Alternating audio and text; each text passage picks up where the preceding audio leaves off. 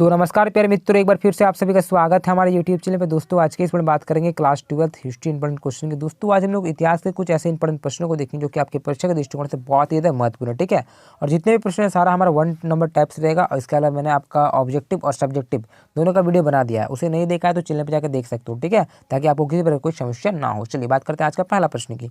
यहाँ पे जो क्वेश्चन पूछा गया दोस्तों कि महावीर स्वामी का जन्म कहाँ हुआ था। ठीक है, देखिए महावीर स्वामी जो है ना वो जैन धर्म के 24वें तीर्थंकर थे और इनका जो जन्म हुआ था वो वैशाली में हुआ था। कहाँ दोस्तों? वैशाली में। ठीक है, आपको याद रखना है। चलिए दूसरा प्रश्न, यहाँ पे क्वेश्चन क्या पूछा गया है कि जैन धर्म के 24वें तीर्थंकर कौन थे। दोस्तों मैंने बताया आप सभी को जो 24वें तीर्थंकर थे वो महावीर स्वामी जी थे। यानी कि ऑप्शन यहाँ पे आपको मिले तो वहाँ पे ऑप्शन टिक मार सकते हो। अगर क्वेश्चन 1 नंबर पूछे तो आप लिख सकते हो। ठीक है, चलिए कौन थे 24वें तीर्थंकर? महावीर स्वामी जी। तो प्रथम तीर्थंकर थे दोस्तों, देखिए प्रथम जो तीर्थंकर थे वो ऋषभ देव जी थे। ठीक है दोस्तों, आपको याद रखना। और 23वें तीर्थंकर कौन थे दोस्तों? 23वें तीर्थंकर आपका पार्श्वनाथ जी थे। चलिए तीसरा प्रश्न, यहाँ पे क्वेश्चन पूछा गया कि महावीर स्वामी के बचपन का नाम था। देखिए दोस्तों महावीर स्वामी का जो बचपन का नाम था वो वर्धमान था। ठीक है दोस्तों, क्या था? वर्धमान। ठीक है, आपको याद रखना है। चलिए अगला क्वेश्चन हमारे चौथा नंबर पूछा गया है कि महात्मा बुद्ध की जो ज्ञान की प्राप्ति हुई थी, ठीक है, कहाँ पे हुई थी। तो दोस्तों मैंने महात्मा बुद्ध को लेकर यानी कि पूरा का पूरा बौद्ध धर्म पर एक वीडियो बना दिया है ताकि आपको किसी प्रकार की समस्या ना हो। ठीक है, वो आपका सब्जेक्टिव में भी हो जाएगा और ऑब्जेक्टिव में भी हो जाएगा, तो उसे आप जाकर देख सकते हो, चैनल पे वह डाला हुआ है। ठीक है, चलिए तो महात्मा बुद्ध को जो ज्ञान की प्राप्ति हुई थी वो बिहार की बोध गया में हुआ था।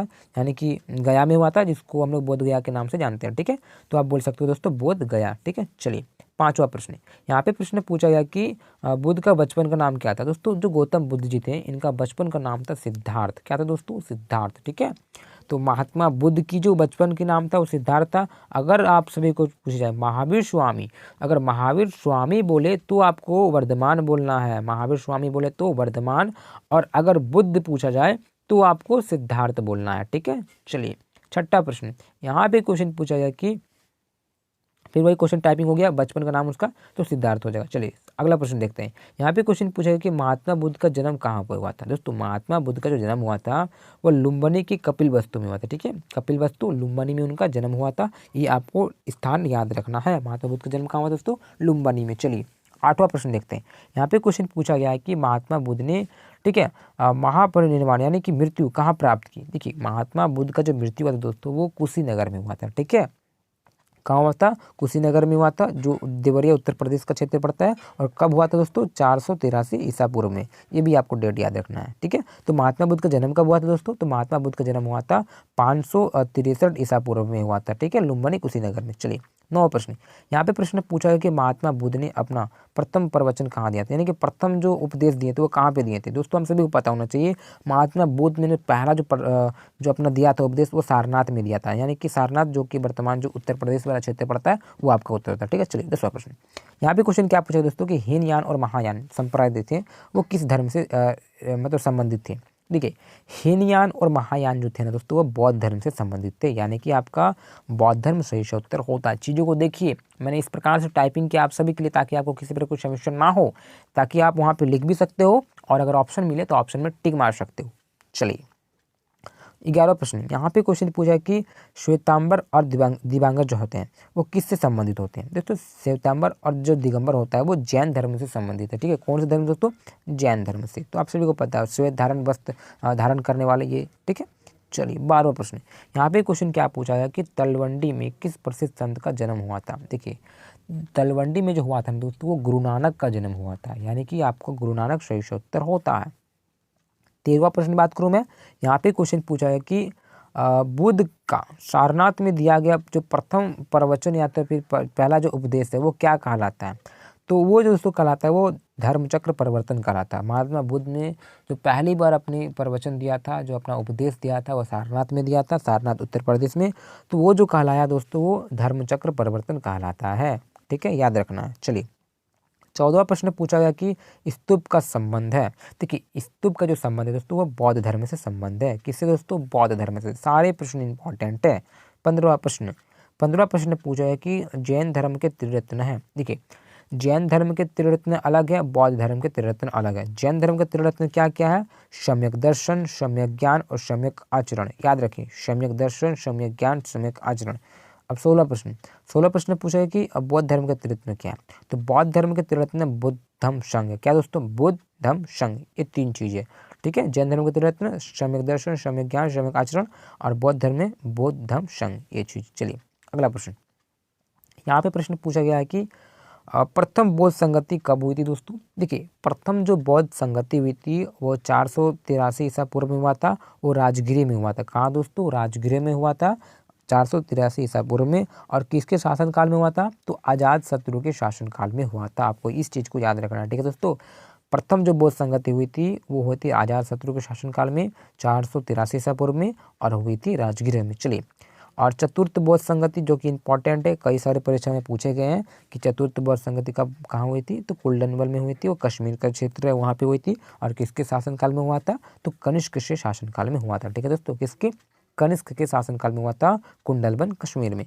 19वां प्रश्न यहाँ पे पूछा गया है, महावीर स्वामी को ज्ञान की प्राप्ति किस वृक्ष के नीचे हुई थी। दोस्तों, महावीर स्वामी पूछा गया है, तो बहुत सारे बच्चे क्या सोचते हैं कि वृक्ष के नीचे पूछ दिया तो पीपल लिख दीजिएगा, लेकिन नहीं भैया। यहाँ पे क्वेश्चन देखिए क्या पूछा है, पूछा है कि महावीर स्वामी को, तो महावीर स्वामी को साल के वृक्ष के नीचे प्राप्ति हुआ था, ठीक है दोस्तों। कहाँ पे, साल के वृक्ष के नीचे हुआ था, ठीक है दोस्तों। चलिए, तो आपका जो महावीर स्वामी है जो कि जैन धर्म से संबंधित है, इनका हुआ था साल के वृक्ष के नीचे। 20वां प्रश्न देखते हैं। अब 20वां प्रश्न क्या पूछा है कि महात्मा बुद्ध को ज्ञान की प्राप्ति, ठीक है, सॉरी, क्या क्वेश्चन पूछा कि महात्मा बुद्ध का पुत्र का क्या नाम था। देखिए, महात्मा बुद्ध का जो पुत्र का नाम था उसका नाम था राहुल। मैंने बताया आप सभी को, महात्मा बुद्ध का जो पुत्र है उसका नाम था राहुल। और ये क्वेश्चन देखिए, यहाँ पे आप कहाँ फंसते बच्चे कि महावीर स्वामी को ज्ञान की प्राप्ति हुई थी साल के वृक्ष के नीचे, तो गौतम बुद्ध को कहाँ पे हुआ था, तो गौतम बुद्ध को पीपल के वृक्ष के नीचे, ठीक है दोस्तों, याद रखना। गौतम बुद्ध अगर पूछे तो पीपल, और महावीर स्वामी बोला तो साल, ये ठीक है। चलिए अगला देखते हैं। और वीडियो अच्छा लगता है तो लाइक करें, मित्रों के साथ शेयर करें। अगर चैनल को सब्सक्राइब नहीं किया तो चैनल को सब्सक्राइब कर लें, क्योंकि आप सभी को इसी प्रकार से और भी सब्जेक्ट पर तैयारी करवाया जाए, क्योंकि आप सभी का पॉलिटिकल साइंस का मॉडल पेपर नहीं आया है। और मैं पॉलिटिकल का आप सभी को चैप्टर वाइज बोलिए, इस प्रकार से अगर बोलिएगा क्वेश्चन टाइपिंग करके, तो मैं इस प्रकार से लाऊंगा एकदम सिलेक्टेड क्वेश्चन, जिस प्रकार से पिछले साल मैंने तैयारी करवाया था, बहुत बेहतरीन रिजल्ट रहा था। इस प्रकार से भी हमारे चैनल के माध्यम से इस बार भी करवाया जाएगा, ठीक है दोस्तों। चलिए बात करते हैं। और मैं बात करूँ यहाँ की, यानी कि चैप्टर 4 से जो इंपॉर्टेंट क्वेश्चन बनता है आप सभी का, ये इंपॉर्टेंट। देखिए क्वेश्चन क्या पूछा जा रहा है कि पांडव और कौरव के बीच, ठीक है, भूमि और सत्ता को लेकर हुई संघर्ष का चित्रण किसमें है। देखिए देखिए, हम लोग सभी जानते हैं दोस्तों, पांडव और कौरव वाला जो बात है वो महाभारत से संबंधित है। यहाँ पे ऑप्शन दिया है रामायण, महाभारत, मनुस्मृति, इनमें से कोई नहीं। तो हम सभी जानते हैं कौरव और पांडव वाला जो बात है वो महाभारत में है, यानी कि आप मार सकते हो महाभारत, यानी कि ऑप्शन जो 2 दिखाई दे रहा महाभारत आपका सही उत्तर होता है। क्लियर। चलिए अगला प्रश्न, यहाँ पे क्वेश्चन पूछा है कि पांडव और कौरव, ठीक है, दोनों किस वंश से संबंधित थे। दोस्तों, पांडव और कौरव जो थे ना वो कुरु वंश से संबंधित थे, यानी कि ऑप्शन 3 जो दिख रहा है आप सभी का, कुरु आपका सही उत्तर होता है। ये प्रश्न आपको थोड़ा ध्यान में रखना है। वीडियो को 1 से 2 बार देखें ताकि आपको पूरा का पूरा डाउट क्लियर हो जाएगा। चलिए तीसरा प्रश्न पूछा गया है कि धर्मसूत्र और, ठीक है, धर्मशास्त्र कितने प्रकार के विवाह को स्वीकृत करते हैं। देखिए, धर्मसूत्र और धर्मशास्त्र जो विवाह को मानते हैं वो 8 प्रकार के विवाह को मानते हैं, यानी कि आपका ऑप्शन जो 3 दिखाई दे रहा 8, वो आपका सही उत्तर होता है, ठीक है दोस्तों। 8 प्रकार के विवाह को मानते हैं। चलिए, ये प्रश्न बहुत ही कम आपको मिलने वाला है दोस्तों, अपने मित्रों में शेयर कर दीजिए। चौथा प्रश्न पूछा जा रहा है कि जय संहिता किसका पुराना नाम है। दोस्तों, जो महाभारत है ना, महाभारत का पुराना नाम ही जय संहिता है, यानी कि ऑप्शन 2 जो दिखाई दे रहा है आपका सही उत्तर होने वाला है, ठीक है दोस्तों। महाभारत को हम लोग जय संहिता बोलते हैं, यानी कि उसका पुराना नाम था। 5वां प्रश्न, यहाँ पे क्वेश्चन आपसे क्या पूछा गया कि गोत्र से बाहर ब्याह करने की जो प्रथा है वो क्या कहलाती थी। ठीक है, मान लीजिए आपका कोई गोत्र है और गर्ल्स की कोई दूसरा गोत्र है, तो अगर उससे ब्याह करते तो वो क्या कहलाता है, तो वो कहलाता है दोस्तों, वो बहिर्विवाह कहलाता है। ठीक है दोस्तों, गोत्र से बाहर विवाह करने को हम लोग क्या बोलते थे, बहिर्विवाह, यानी कि ऑप्शन जो 1 दिखाई दे रहा है वो आपका सही उत्तर होता है। चलिए अगला क्वेश्चन पूछा गया है कि गोत्र के अंदर विवाह करने की प्रथा को क्या कहते थे। तो गोत्र के अगर अंदर आप विवाह करते हो तो उसे हम लोग बोलते थे अंतर्विवाह। ठीक है, तो जो गोत्र का, मान लीजिए आपका कोई गोत्र है और इसका भी कोई गोत्र है, और आपका मान लीजिए गोत्र का नाम कुछ भी है, ठीक है, मान लीजिए आप एक गोत्र है और इसका भी एक गोत्र है, अगर ये आप इससे विवाह करते हो तो ये आपका अंतर्विवाह कहलाता है। अगर इसका एक गोत्र है आपका, उसका बी गोत्र है, तो उसका बाहिर विवाह कहलाएगा। ठीक है, मतलब एक ये भी आपको बता रहे हैं, इस तरह से बहुत सारे गोत्र होते हैं आप सभी का। ठीक है। चलिए अगला प्रश्न, यहाँ पे क्वेश्चन पूछा गया कि महाभारत के रचयिता कौन है। दोस्तों महाभारत के जो रचयिता है वो व्यास जी हैं, ठीक है, महर्षि वेद व्यास जी, यानी कि यहाँ पे व्यास जी लिखा हुआ, तो आपको पूरा अगर नाम मिले महर्षि वेद व्यास आपको लिख सकते हो, ठीक है। चलिए तो 7 का ऑप्शन 2 सही से उत्तर होगा।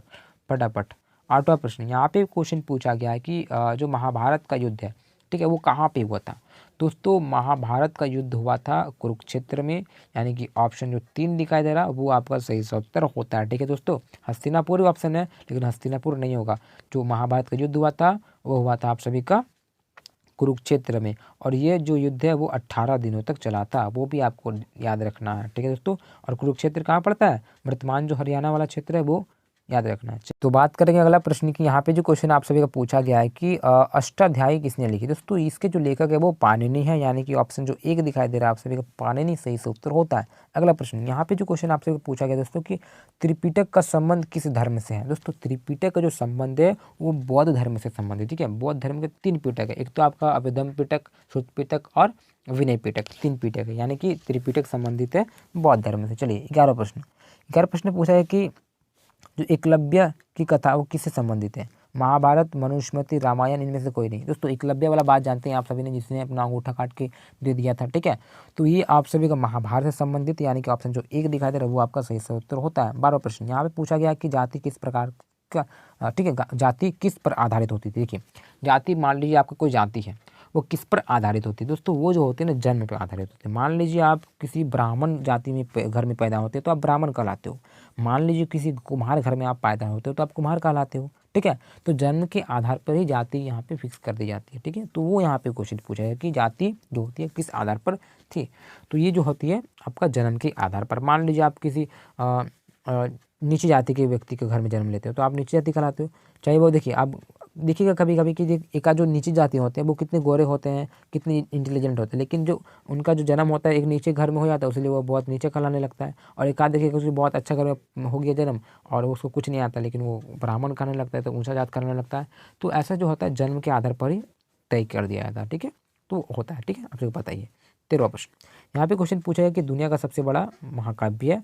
तो दुनिया का सबसे बड़ा महाकाव्य दोस्तों हमारा महाभारत है, यानी कि ऑप्शन जो 1 दिखाई दे रहा है वो सही उत्तर होता है। चलिए 14वां प्रश्न यहाँ पे क्या पूछा गया है कि महाभारत का जो युद्ध हुआ था वो कितने दिनों तक चला था। तो महाभारत का जो युद्ध हुआ था वो 18 दिनों तक चला था, यानी कि ऑप्शन जो 4 दिखाई दे रहा है वो आपका सही उत्तर होता है। चलिए अगला प्रश्न, तो बात करेंगे 15वां प्रश्न की। यहाँ पे जो क्वेश्चन पूछा गया कि मेरठ जिले के हस्तिनापुर नामक गांव का उत्खनन किस पुरावेत्ता के द्वारा किया गया था और कब किया था, ठीक है।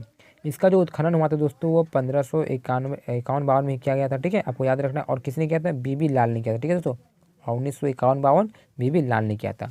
तो ये रहे आप सभी के इतिहास के कुछ महत्वपूर्ण प्रश्नों को। वीडियो को देखें, एक से दोबारा देखें, और जितने भी प्रश्न हैं दोस्तों, ठीक है, इस वीडियो को देखा, इसके अलावा मैंने और भी वीडियो बनाया उसे भी देख ले, ताकि आपको किसी प्रकार की कोई समस्या ना हो, ठीक है। और पिछले साल का भी मैंने बहुत सारे वीडियो बना दिया है, तो वो छोड़ दिए, आप देख पाएंगे तो देख पाएंगे, क्योंकि मैंने प्लेलिस्ट बना दिया, उसे भी देखना चाहिए तो देख सकते हो, ठीक है। तो चलिए इसी प्रकार से वीडियो अच्छा लगता है लाइक करें, और चाहते हो कि और वीडियो में बनाऊँ तो फटाफट कमेंट करें। मैं आप सभी को अंतिम तक, यानी कि लास्ट तक, जिस दिन एग्जाम रहेगा उस दिन तक मैं बताने के लिए तैयार हूँ, ठीक है। क्योंकि इंपॉर्टेंट क्वेश्चन बनाना ऑब्जेक्टिव, ताकि आप 40 से 40 मार सकते हो, फिर सब्जेक्टिव में क्या हो चीज़ आप अच्छा से लिख के ला सकते हो, ठीक है दोस्तों। चलिए इसी प्रकार से अगर आप सभी ने मुझे इंस्टा पे फॉलो नहीं किया तो कर सकते हो, मैं लिंक डिस्क्रिप्शन में डाल देता हूँ। साथ साथ आप मेरा टेलीग्राम चैनल को ज्वाइन कर सकते हो, मैं उसका भी लिंक डाल देता हूँ, ठीक है दोस्तों।